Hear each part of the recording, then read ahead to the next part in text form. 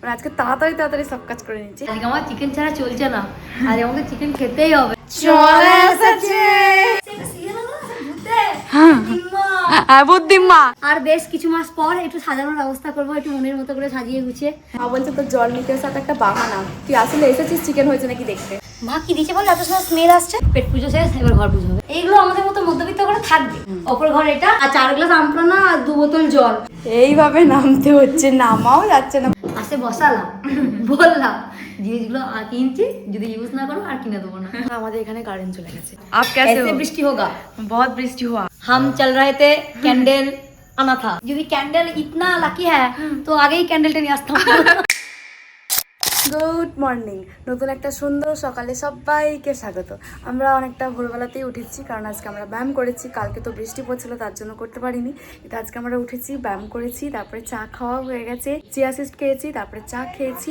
এখন মা ডিম সেদ্ধ করতে দিয়েছে। আমার আজকে 2টো ঘরের বিছানাও গোছানো হয়ে গেছে, মানে আজকে তাড়াতাড়ি তাড়াতাড়ি সব কাজ করে নিচ্ছি। হ্যাঁ, এখনও ঝাড় দেওয়া মোছা কিছু হয়নি, কিন্তু 2টো ঘরের বিছানাটা আমি আগেই গুছিয়ে নিয়েছি। এইগুলো সব ভালো করে মুছেছি, কারণ খুব ধুলো পড়েছিল। এরপর টুকিটাকে কিছু কাজ বাকি আছে, তারপরে আমি ঘর বারান্দা ঝাড় দিয়ে মুছবো। মা এখানে ডিম সেদ্ধ করতে দিয়েছে। দিদি তাহলে আজকে কি চিকেন হবে?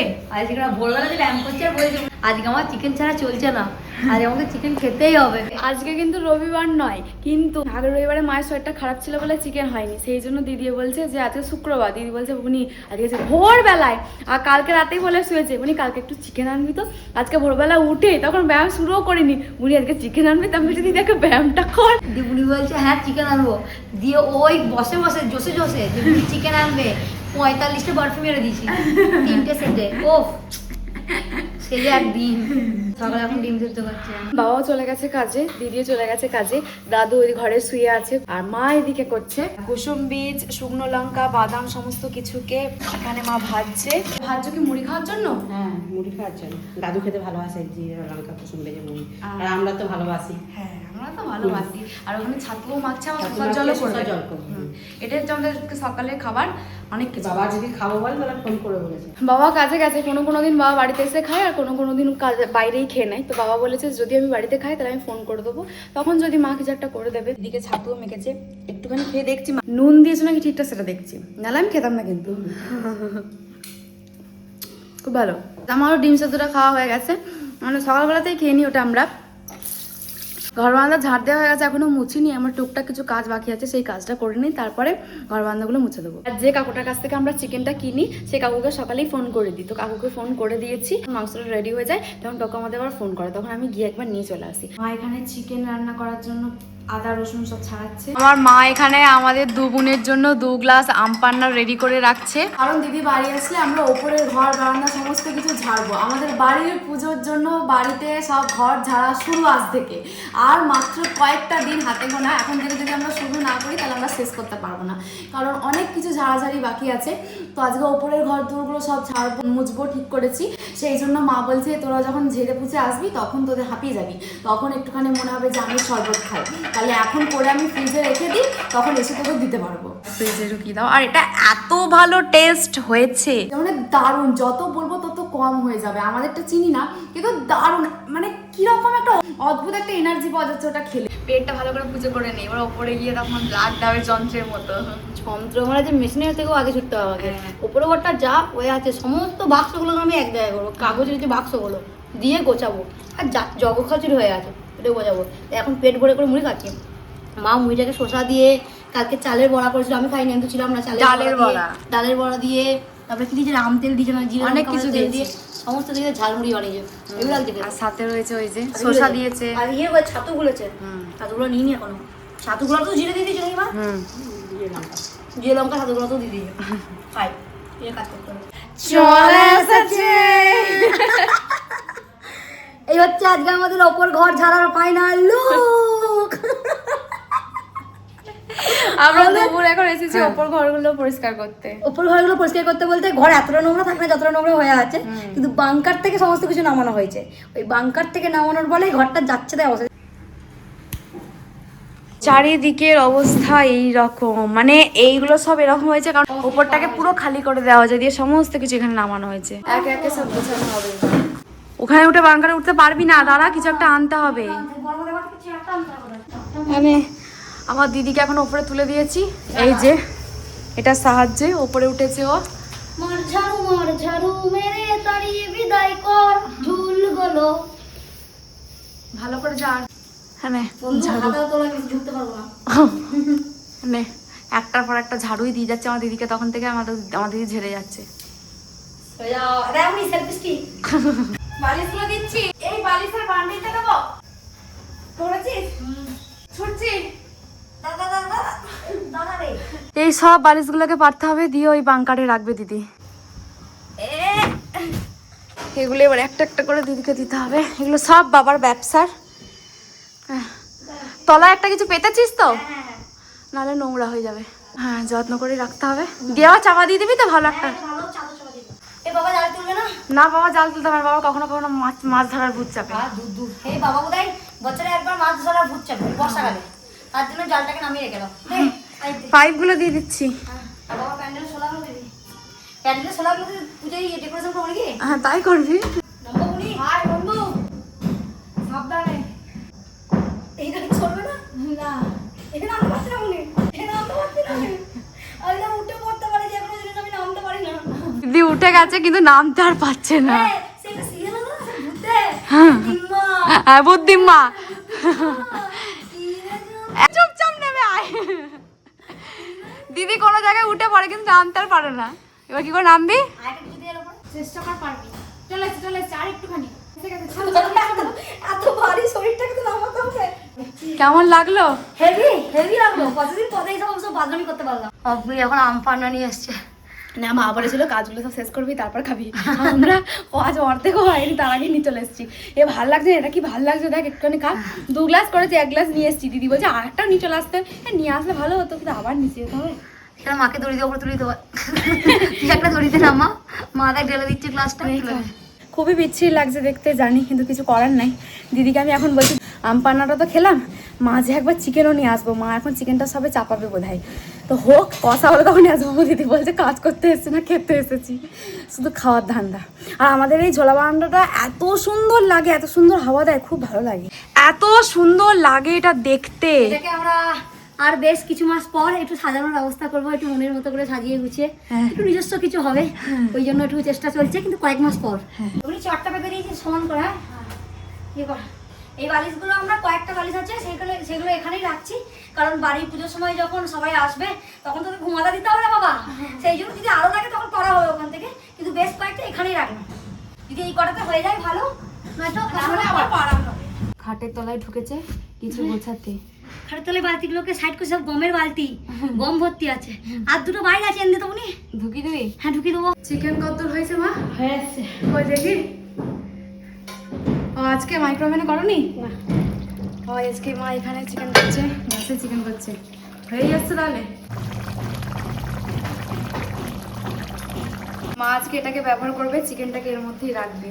আমি নিচে এসেছিলাম জল নিতে, দিয়ে দেখছি মায়ের চিকেন হয়ে গেছে, দিয়ে আমি বলছি মা 2 পিস দাও, আমি আর দিদি ওপরে গিয়ে খাবো। মাকে এসে বলেছি, মা বলছে তোর জল নিতে এসে একটা বাহানা, তুই আসলে এসেছিস চিকেন হয়েছে নাকি দেখতে। পুরো বাহানা তো জল নিতে আসা, তোমার খালি জল নিতে আসি না। মা এখন আমাদের চিকেন দিচ্ছে, একটুখানি গ্রেভি দিয়ে দাও, ব্যাস চিকেনটাকে নিয়ে এবার যা যাক। মা স্মেলটা পুরো বিয়ে বাড়ির মতো বেরিয়েছে, বিয়ে বাড়ির মতো রান্না করছি। হ্যাঁ মনে হচ্ছে পুরো বিয়ে বাড়িতে এসে খাচ্ছি আমরা। এ দিদি চিকেন কষা হ্যাঁ এক বাটি নিয়ে এসেছিস, গন্ধ থেকে গোটা মোমো করে গেল। হাত পাটা ধুয়ে হ্যান্ড ওয়াশ দিয়ে হাত পা ধুয়ে আসছে। মা কি দিয়েছে বল, এত সুন্দর স্মেল আসছে, ভালো করে হাত পা ধুয়ে চলে এসেছে। ভালো করে হাত পা ধুয়ে ফ্রেশ হয়ে, জামাটা একটু নোংরা আছে, ঠিক আছে জামাটা লাগিয়ে তো খাও না। কাজ করতে করতে খাওয়ার মজাই আলাদা, কাজের ফাঁকে না কোনো কাজ করছি তার ফাঁকে যদি এরকম ভালো মন্দ খাওয়া হয় না, যেন কাজের ইচ্ছাটা দ্বিগুণ বেড়ে যায়। কিন্তু আমার আবার মনে হবে খেয়ে শুয়ে পড়ে একটু। আর আজকে মা কি দারুণ স্মেলটা বেরিয়েছে, দারুণ। মা বলছে বিয়ে বাড়ির মতো রান্না করেছে, সেই কাসুরি মেথি বা কিছু একটা দিয়েছে ওরকম, দারুণ করেছে। একটু অন্যরকম খাওয়া হয়ে গেছে, পেট পুজো শেষ, এবার ঘর পুজো হবে। এবার আবার লেগে যায়, পেটটা শান্তি হয়ে গেল, চিকেনটাকে মন যেন শান্তি হলো বল ভূমি, আরে শান্তি। এবার ঘর গোছাবো, হঠাৎ দিয়েছে বলছে শুই, প্রচুর কাজ বাকি আছে এখন। এই যে সিঁড়ির ওপরটা এখানটা এই অবস্থা, এটাকে এখন পরিষ্কার করা হচ্ছে। সমস্ত কিছু বাবার হাতাকুতি, মায়ের যেমন হাতাকুতি, বাবার এই সমস্ত কিছু যন্ত্রপাতি রাখতেও তো হবে, হ্যাঁ এত জিনিস রাখতেও তো হবে। এটাকে এখন গোছানো হচ্ছে। এই জায়গাটা বাবার থেকে বেশি রোহনের, হুম। তার লাইট সমস্ত কিছু ওর। সেই করে ওপরে ঘর দুটো সুন্দরভাবে পরিষ্কার করা হয়ে গেছে, এবার শুধু বারান্দাটা তাহলেই হয়ে যাবে। বারান্দা এখন পরিষ্কার করা চলছে। হ্যাঁ, আমাদের মধ্যবিত্ত ঘরে বহু যুগের একটা শিক ভাঙা ছাতা থাকা খুব স্বাভাবিক। বাবার কবেকার এক পাটি জুতো একটা ফিতে হয়তো ছিঁড়ে গেছে, সেটাও মা গুজে রেখে দিয়েছে, সেটাও স্বাভাবিক। হেরিকেনের মাথা নেই, তবু সেই হেরিকেন রেখে দেওয়া হয়েছে, খুব স্বাভাবিক। এইগুলো আমাদের মতো মধ্যবিত্ত ঘরে থাকবে, কিন্তু সেটাকে গুছিয়ে বাগিয়ে টিপটপ করে রাখার নামই হলো মধ্যবিত্তের সংসার, তাই না? একটা ভাঙা ছাতা, ভাঙা একটা ছেঁড়া জুতো, কবেকার একটা পুরনো ধ্যারে হ্যারিকেন, এগুলো আমাদের মতো করে থাকবে। প্লাস্টিক গোজা থাকবে, সুন্দর করে টিপটপ করে রাখতে হবে। এর ভেতরে সব কিছু আছে, তাও এর ভেতরটাও দিদি গুছিয়ে রেখেছে। সব গুছিয়ে রেখেছি, যাতে দেখা না যায়। আমি একটা চাদর দিয়ে দিয়েছি, ভালো হয়েছে, সুন্দর লাগছে না? বল, সুন্দর টিপটপ করে যত তো রাখা যায়। হাতে আজকে পাচ্ছি না, কালকে সকালে ব্যায়াম করতে পারবো না।